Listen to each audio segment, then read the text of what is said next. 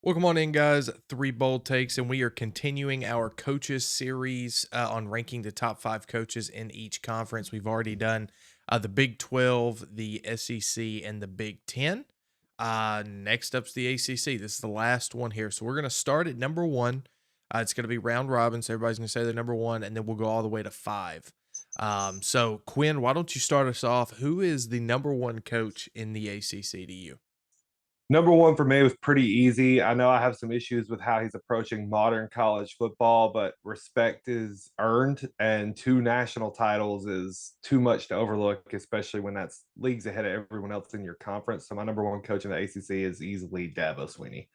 It wasn't much thought put into that one. Um, Uh, Go ahead. I I definitely went Norvell here. I kind of because I'm looking at 2024 and beyond. So credit to Dabo and where he's been, but it's kind of like looking at Jimbo getting hired on at Texas A&M. Like he's done great, but what is he looking at the future? And for me, Norvell has absolutely killed the transfer portal. I think he needs to work on his culture a little bit. That's a big thing, and how he keeps those guys playing for Florida State and Florida State pride. But what he was able to do and build that team coming from the group of five at Memphis, I think he's done a amazing job. And so when I'm looking at 2024 and beyond, I would love Norvell to be my coach in the ACC. Fred? Yeah, Norvell is my number one as well. And for all the same reasons, Chase, what's going to happen in the future?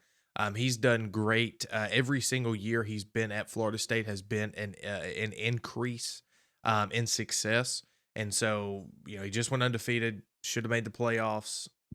So it's Norvell for me as well. Chase, who's your number two? This is where I'm going to go Dabo. Now, I do have to pay respect to Dabo just because of what he has done. And I think he's opened up a little bit this offseason in particular to the transfer portal, which has helped him out some. But still, overall, to be a great coach in 2024, you have to absolutely kill the transfer portal and use NIL to your liking. And Clemson easily could have jumped on that, and the only thing that set them back was Dabo. So I think he's still a great coach. I think he still had a great end to the season, but they're not the same team that they once were. I'm going to go Dabo here at two, though. Yeah, number two for me is Mike Norvell. Looking forward, I think Norvell will continue to grow as a coach in the ACC, whereas I think Dabo's best days are behind him. But frankly, the reason I have him at two and not one is you have one ACC title to your name. That's what you have, and that just doesn't stack up to what Dabo has done in his tenure at Clemson. I mean, let's be real. He's missed out on winning the ACC title twice in like the last 10 years. That's the reason I've got Norvell at two. I think long term he'll move up this list, but there's not many coaches that have won two or more national titles. I think the list is like 20 something names. So Norvell's my number two. This is also Chase where I'm going to put Dabo as well, simply because of the respect and the way that they handled the last back half of the season last year. I think that's personally one of Dabo's better coaching jobs. Not only because they rattled off 6-7 wins or in a row or whatever it was, plus a bowl game. It was the fact that obviously from the first couple weeks of the year, Clemson was not this uber talented. They were talented, but they were not this. I am so much more talented than you. Even on my bad day, I'm still going to beat you. It was more of a level playing field. And then the last half of the season, he really showed his coaching abilities, I think, a little bit more than in previous years. So Dabo at number two for me. Quinn, who's number three on your list? Number three, I stopped and I thought about like who do you constantly see competing in the ACC? Because let's be real, after the top two, it kind of became an open field. For me, I settled with Dave Dorian from NC State. NC State is consistently a competitive program for multiple years in the ACC. I think back to the Clemson runs where you stopped and you go and you look on the schedule and you go, who could possibly upset them? Really, NC State was the number one could upset Clemson team because they did it semi frequently and they are super competitive with teams of equal caliber to them. They're consistently a top 25 type program. And I think there is something to that, especially in a conference that struggles to produce teams that can consistently get 6 wins. So NC State and Dave Dorian is my number three. Yeah, I'm gonna slide in the same guy here, Quinn. I think he does a great job with less at NC State. Definitely supposedly supposed to be the little brother to North Carolina, and he hasn't been over the years. And then I think the biggest thing is I thought a lot of his credit was to Devin O'Leary, and then O'Leary leaves to go to Kentucky, and you're still the same program you were before or after he was there. Someone plays Dorian here too. Fred. Interesting. Now, this is where I'm going to go out on a limb here. And I was flamed for the Kalen DeBoer thing, but I'm going to go out on a limb here. I'm going to go Mario Cristobal at number 3. For now, we're speaking from this year and beyond, right? What he's able to do recruiting wise and transfer portal wise will eventually show on the field. That hadn't the past couple of years, but eventually it will. And I would mark Miami as one of the teams to watch next year to win the ACC. And because of that and what he can do recruiting and off the field as well, this is where I slide in Cristobal. You want to Um, stop and do? yeah. Okay. So now we get to our number 4 coach, and this is where to me it's even more open season here in the ACC. So Chase, let's go to you for your number 4 spot here in the list. Yeah, I think this has got to be. I want to feel like me and Quinn are probably going to agree here, but I'm going to go Brom.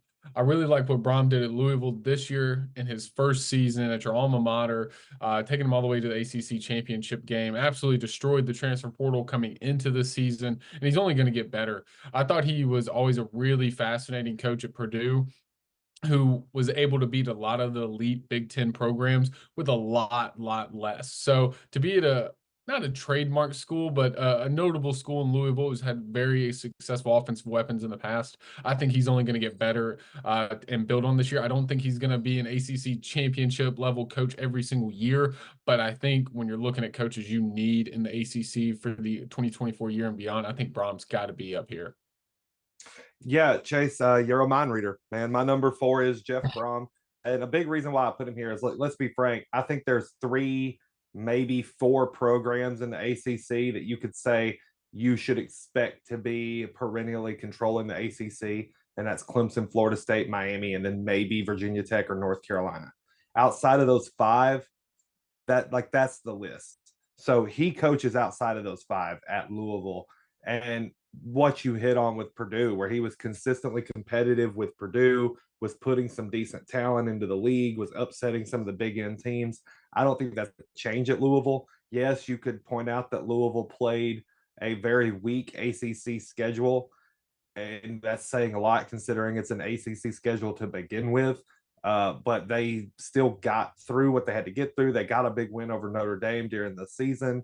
And I think that's going to be kind of the hallmark of a Jeff Brom coaching job at Louisville. Is I don't think that's going to be the last time you see Louisville take a team like Notre Dame and completely derail their season in October. That's going to keep happening under Jeff Brom with the Cardinals. And his past at Purdue plus what he did his first year at Louisville, I think he's set up to continue to be one of those big program guys, just like Dorian, and that's why I've got him as my number 4. Well, this is boring. I've got him at number 4 as well. You guys pretty much said the exact reasons why. Um, I'm just afraid that what he did this year was a product of easy scheduling in the ACC this year because they were picked to finish pretty high in the ACC kind of out of nowhere, and the reason was being because their schedule aligned for them to have a very successful regular season. Um, so I'm not going to say that that's the reason, but I think that definitely aided. So I'm interested to see what he does moving forward. But I think he's definitely top 5 on this list. So now rounding out the number 5, Quinn, who made the top 5 in your list, and everybody else just they're just not top 5. Well, my number 5, it's similar to it's your number 3. It's Mario Cristobal. I've got him here because I think, like you said, he's going to end up building something from a talent perspective at Miami. There's no doubt. Like you look at what he did at Oregon, what he's been doing at Miami, the man can recruit better, as good as anyone in the country, other than maybe Kirby Smart. Like he is an expert recruiter. The problem with Cristobal is will that actually translate to wins on the field? because it didn't necessarily do that at Oregon. Now, what I would counter with is he's got a better recruiting bed at Miami. He's got probably a little bit more heart with Miami, given that's where he's from. I tend to think he's going to turn things around in Miami and be competitive at a high end more so than anyone else has before him since the early 2000s. But we'll have to wait and see. Because of my expectations for him and his ability to recruit, that's why I put him on this list. But unlike anyone else on the list, he hasn't really given me anything to justify him anywhere higher than what's essentially an honorable mention spot at number 5. Yeah, I think you guys both made great statements, great points about Cristobal. But I'm leaving him off my list here, and I'm taking a guy that actually beat Cristobal this year. I'm going with Brent Key out of Georgia Tech. I really loved what they put together this year. And yeah, look at me like that. It's Georgia Tech though. It's Georgia Tech, a team that rarely wins a lot of games. He came in, kind of pushed some guys out into the transfer portal, brought in his culture setters, and they played a really, like we mentioned every other week this year, played really scrappy ball against a lot of good teams, put together some really good wins. Miami, I believe they beat North Carolina or got close to it, but a lot of great, great wins this season that he's only going to get better. I think he's in his second year now, going into his third. So, and to build up Georgia Tech as a decent contender, besides the Quinn, you probably know the famed coach that I can't think of right now, but that would run the triple option that got him the ACC championship. To do that in a progressive, more offensive centric, spread type of offense at Georgia Tech, you got to put Key here, and he's also a really good recruiter as well. So I gotta give some love to the Yellow Jackets on my list. Fred. Yeah, he was not in my top 5. I respect the effort that he's put in so far, and I think moving forward there's a chance, but I'm gonna have to see Georgia Tech do anything really before he kind of makes my list. But at number 5, I'm gonna go with the coach that's played in a national championship game before. That's Mac Brown at North Carolina. Now I do think he's kind of on the tail end of his career. Obviously, he's old, right? He's old as dirt. However, I do still think that he is one of the top 5 head coaches in the ACC. That's a hot take there. But really, there's not really, I don't want to say much else to choose from. There are, other decent coaches in the ACC, but as of right now, he's still in the top 5 for me. Quinn, I know you completely I, disagree with that one. I just think it's interesting to say that I didn't realize that 6 feet under was tail end of your career. But, if that's Right. how we want to phrase it. I agree.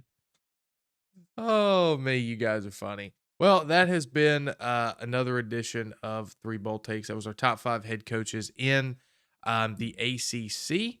We'll see you guys next time, and peace out.